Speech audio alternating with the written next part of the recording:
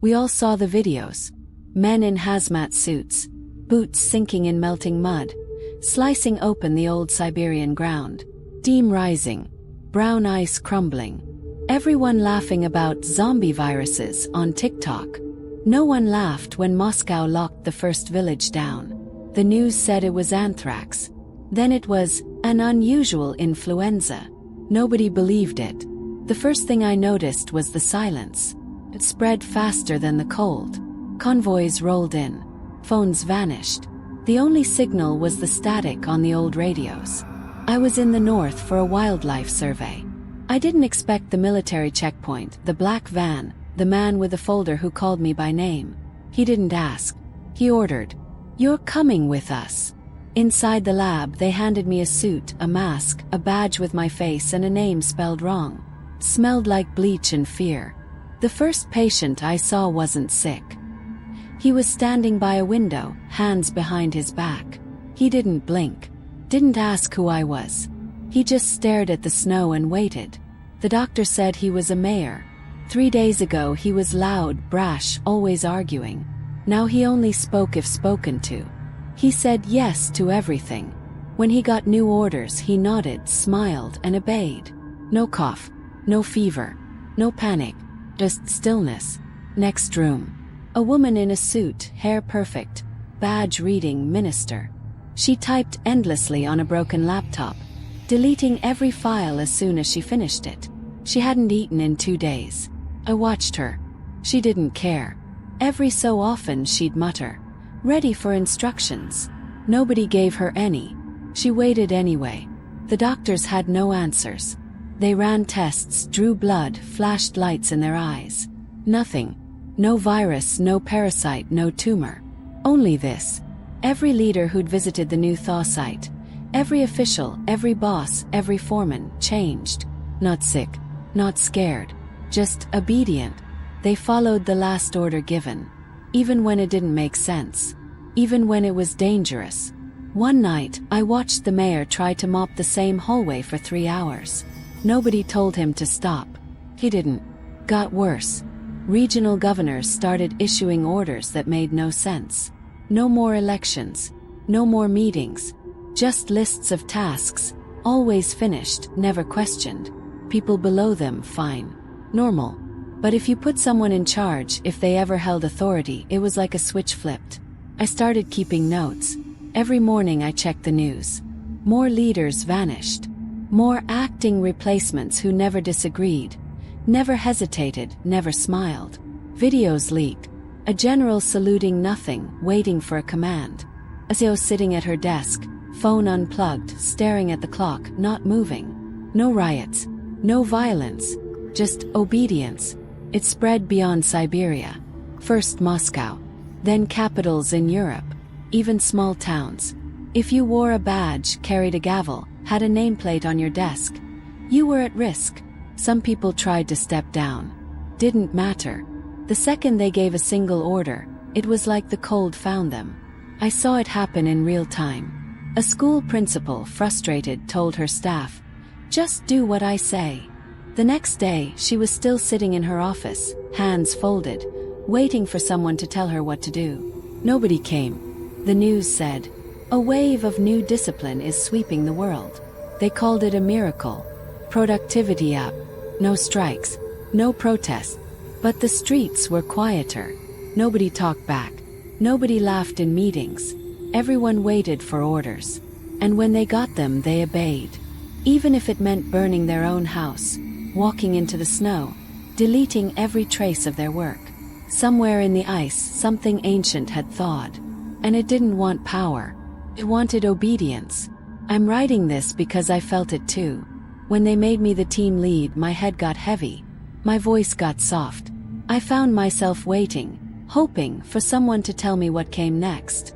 No fever, no pain, just stillness. I haven't given any orders in 3 days. I'm not sure I remember how, but I still feel it crawling inside me, waiting for a command, any command.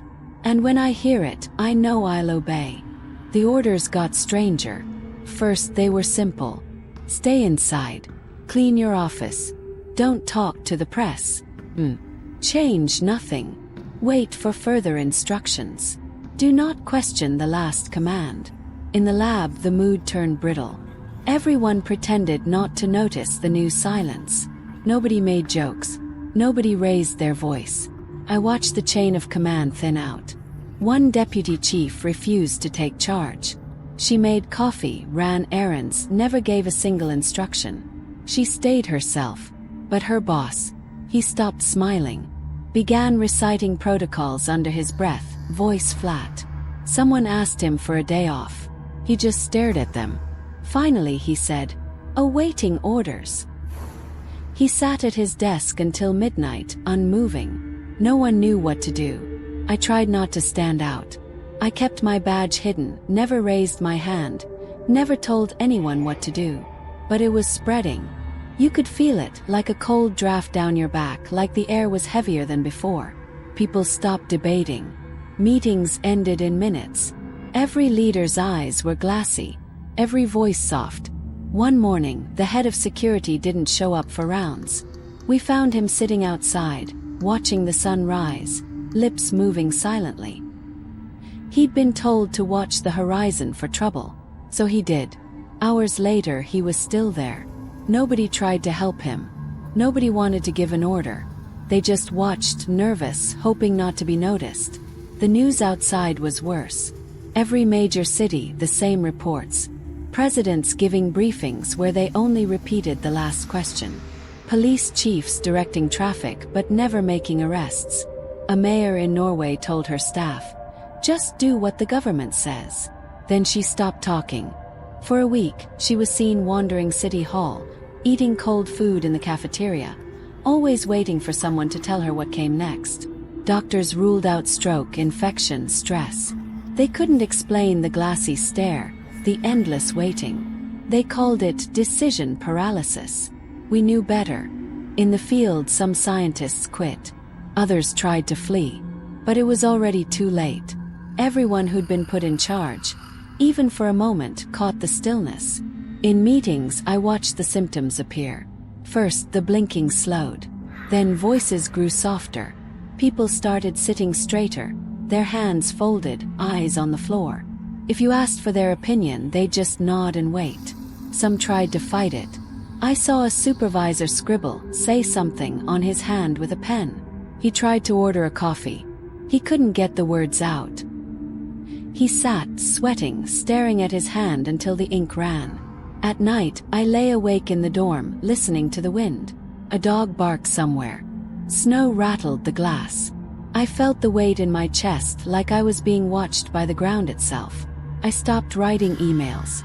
I stopped calling home. I didn't want to risk telling anyone what to do.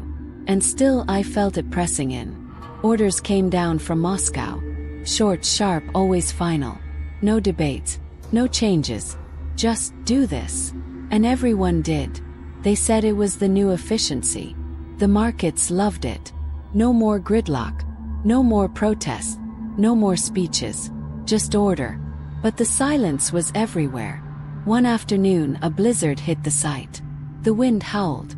The generators failed. The boss said, "Evacuate the West Wing." Everyone did. No panic, no shouting, just rows of blank faces walking into the snow, lining up at the fence, waiting. Nobody left the fence until the order changed. One woman started to cry. She asked, "Can I go home?" No answer. She stood there until dawn. Nobody helped her. We were all afraid to speak first. That night, I tried to remember the last time someone laughed. The last time anyone questioned an order. Felt like a lifetime ago. I realized the virus didn't just want us to obey. It wanted us to stop thinking, stop leading, stop making choices. Just follow. Wait. Somewhere deep in the ground, something old had woken up. And it didn't care about sickness or death. It wanted the world to be quiet, to be still, to be led. And if you were ever in charge, it would find you. And you would wait for the next command. No matter what it was. No matter how long it took. Something changed after the blizzard. The orders got shorter. One line. No discussion. No second chances. In the morning, I watched the head technician hand out tools without a word. He didn't look anyone in the eye. He just passed each wrench, each gauge, each cable one by one down the line. Nobody asked questions. I realized I hadn't heard a real conversation in days. The lunchroom used to buzz. Complaints, jokes, bad coffee reviews, the usual tension of smart people trapped together. Now, just the scrape of forks, the clink of mugs, and a voice every hour reading the latest memo. Nobody asked for salt. Nobody said, "Pass the bread." Everyone just waited for the next thing. I tried to force myself to talk. Anything. But when I opened my mouth, nothing came out. My tongue felt thick. My throat closed. I watched my hands start to tremble, then go still. I wasn't in charge of anything. Hadn't given an order, hadn't even signed a form. But the pressure was there all the same. Like the ground was listening. That afternoon, a deputy director from Moscow arrived by helicopter. She strode through the compound, boots spotless, hair perfect. Her face was blank. She gathered us in the main lab, read from a sheet of paper. "You will prepare for transfer. No one leaves the premises without permission. Wait for further instruction." She folded the paper, left the room. Everyone nodded. Everyone returned to their posts. The wind howled against the glass. That night, I dreamed of standing in a line that stretched for miles. Everyone in the line wore a badge, a uniform, a title. We waited under a sky thick with snow and radio static. Every few minutes a voice would call, "Next," and one person would step forward, vanish into the dark. I never reached the front. I just kept waiting. When I woke up, my heart was racing, but my body was still. I lay in bed for a long time, staring at the ceiling, listening to the emptiness. When I went outside, the snow had stopped. Frost curled across every window. People moved in slow, careful lines. No one rushed. No one fell behind. If someone dropped a tool, another person picked it up, but only if told to. A stray dog wandered the fence. No one chased it away. Nobody wanted to give an order, not even for that. The doctors kept testing the infected leaders. Blood work, brain scans, behavioral tests.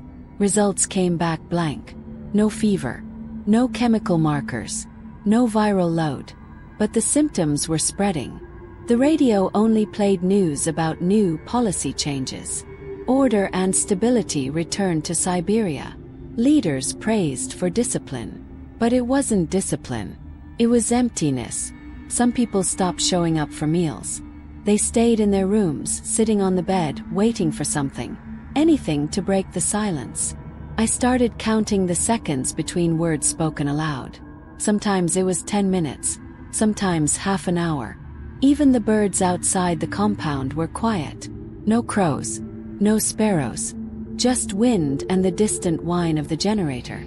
One day, a young scientist left her laptop open in the break room. Her screen was full of messages she'd typed but never sent. What happens if we stop following orders? Is anyone else scared? Do you remember how to say no? She'd never hit send. Nobody did. That night, the deputy director returned. She walked the halls, eyes wide, unblinking, as if searching for something invisible. She spoke to me directly. "You are in charge now. Prepare for protocol review." Her words chilled me. They felt like a sentence. When she left, I sat alone in my office, waiting for a command. Nothing came. I started to write my resignation letter, but my hands froze. What would happen if I tried to quit? Would I just sit here waiting forever? Or would something inside me snap? The next day, 2 more leaders joined the line of the obedient. The rest of us whispered in the halls, careful, paranoid, always glancing over our shoulders. Someone taped a note to the lab door. "Don't say yes. Don't say no. Just don't answer." But nobody dared to take it down. I caught myself standing by the window, hands behind my back, staring out at the empty snow. I wondered how long it would take before I stopped writing, stopped thinking, stopped remembering anything but the next order. And I wondered if the ground remembered every voice that used to shout, every order that used to echo over the tundra. Maybe this was how it wanted the world. Quiet, Listening. Bang. I tried to think of a way out. But every idea faded like breath on glass. I waited for a command that never came. And every hour, the silence grew deeper. Didn't end with Siberia. After the blizzard, the order spread, city by city, country by country. Not like a plague, more like a mood. Hush. Every headline sounded the same. Leaders praise stability. Obedience surges in government. Protests fade. Productivity soars. But if you looked closer, nobody was smiling. No parades. No laughter in the streets. No faces at the windows. The world moved in careful lines. Every new policy was met with silence. No votes. No debates. Just nodding, blank eyes. Another order quietly obeyed. In Moscow, a new protocol. All decisions to be relayed in writing. No meetings. No speeches. The president stopped appearing on television. His cabinet sent out bulletins. Short, final, never explained. And nobody questioned them. In Europe, a minister fainted during a speech. He was carried off stage, and the audience just sat there, staring at the empty podium until someone told them to leave. Every city felt colder, even as spring crept in. No birds. No dogs barking in the alleys. Just footsteps always in time. In the lab, we tracked every new case. Every boss, every supervisor, every parent who tried to take charge. It happened to a school principal in Poland. She walked the halls in perfect circles, opening classroom doors, closing them again, never speaking. One teacher said, "She hasn't blinked in hours." The principal only stopped when a student took her hand and gently led her to a chair. She waited there all day, eyes on the floor, never moving until someone gave her a book. She started to read aloud, voice flat and empty, but the children sat in silence, unmoving. It was spreading, but nobody called it an outbreak. There was no fear, just a numb, careful quiet. The news called it the Great Calm. But every night my dreams were full of lines. Lines of people, leaders and followers, all waiting for a word that never came. Some scientists tried to resist.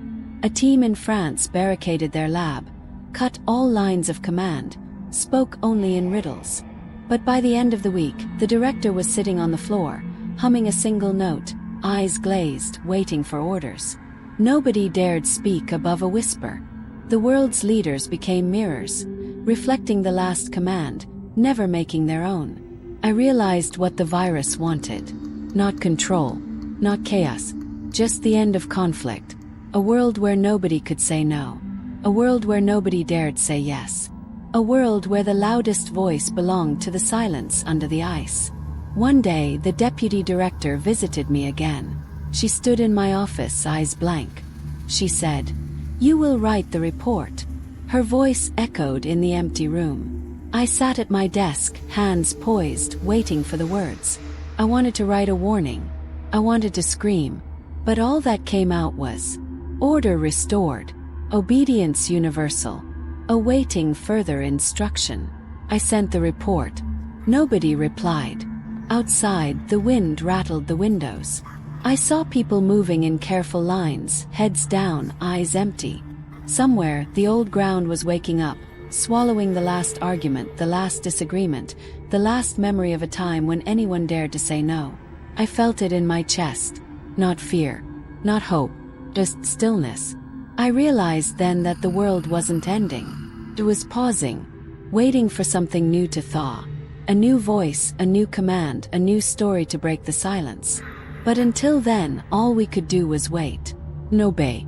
Because somewhere the cold was still listening. And it had learned the oldest lesson of all. If you want peace, make sure nobody remembers how to disobey. Closed my notebook. I stood at the window, watching the snow fall in perfect silence. The world was quiet, and so was I.